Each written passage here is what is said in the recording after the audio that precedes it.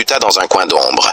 Avec monsieur ayant une longue barbe noire et un manteau bordeaux et des bandes grises sur les mains, il s'appelle Lyle et tient une boutique de menuiserie à Edora. Il s'interrigea pourquoi sont-ils réunis là.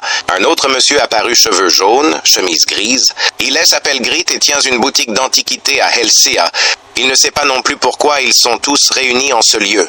Ensuite, Jenna, une jeune dame avec les cheveux oranges et des yeux jaunes, elle aussi ne savait pas pourquoi elle se retrouvait là.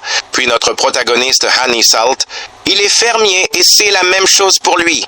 En d'autres termes, 11 dés entre eux ne savent pas pourquoi ils sont rassemblés là. Où sont-ils? Est-ce un rêve? S'interrigea les individus. Ont-ils été amenés ici par un magicien? Se demanda elle. Un d'eux. Ne dis pas de conneries, répondit le monsieur aux allures de chevalier à la chevelure jaune. La seule chose qui était évidente, ce qu'ils venaient tous de Taoner.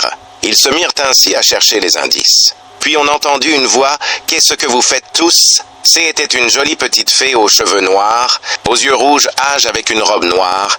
Elle est informa de se préparer à se battre.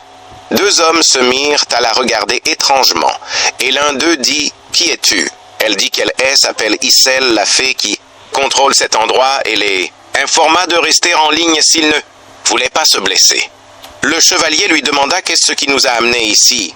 Devant le regard troublé d'un autre participant, la fée lui demanda « Pourquoi est-ce que tu veux savoir ?» sur un ton arrogant et dominateur.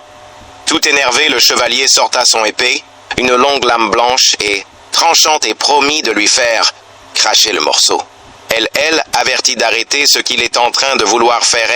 Il ne veut pas mourir. Tout en fermant les yeux et en le minimisant, le chevalier fait jaillir son énergie. Une importante aura bleue l'entourage et ses yeux fut illuminés. Il fonça sur la fée en jurant de lui apprendre les bonnes manières. Soudain, la tête du chevalier fut coupée, les yeux ouverts, la bouche ouverte. Tout à coup, une fenêtre de statue S ouvrit, en disant Mormon et retourné dans les bras de la déesse. Nous nous souviendrons éternellement de son esprit combatif. Elle rappela aux autres, terrifiée qu'elle l'avait averti, mais il n'a pas voulu comprendre. Avec un regard sombre, meurtrier et des yeux rouges, elle les informa que quiconque la touchait finira mort. Les autres étaient en panique. Se demanda s'il était réellement mort. Elle les informa qu'ils devaient écouter les ordres, se battre correctement et gagner.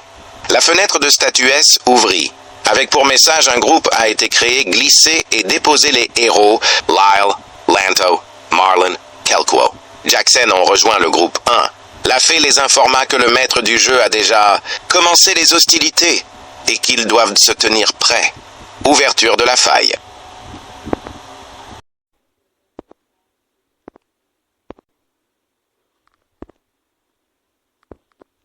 Tous les joueurs étaient réunis et en panique, la bouche ouverte, les visages effrayés.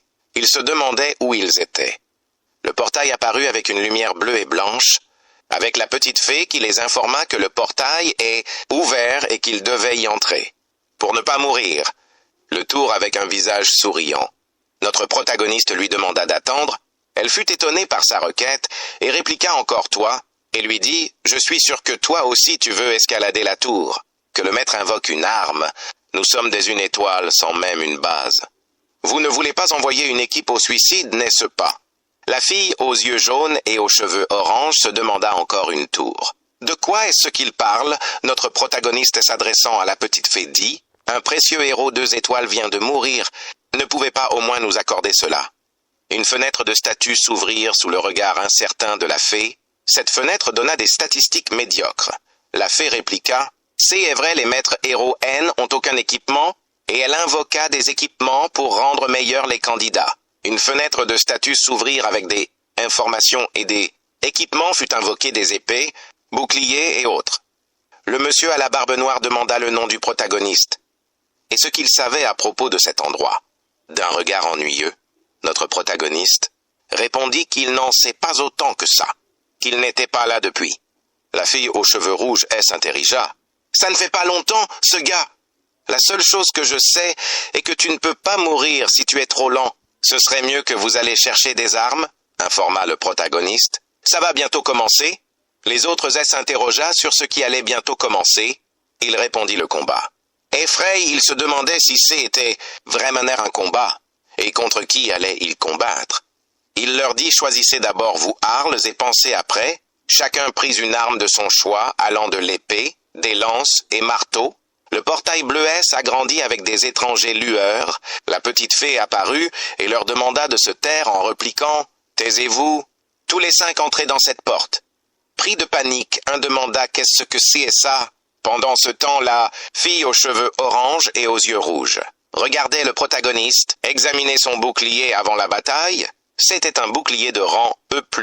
Elle lui demanda pourquoi avait-il besoin d'armes et s'il savait ce qui allait se passer. Il lui dit: va juste sur le champ de bataille. Pour le reste, tu t'en rendras compte sur place.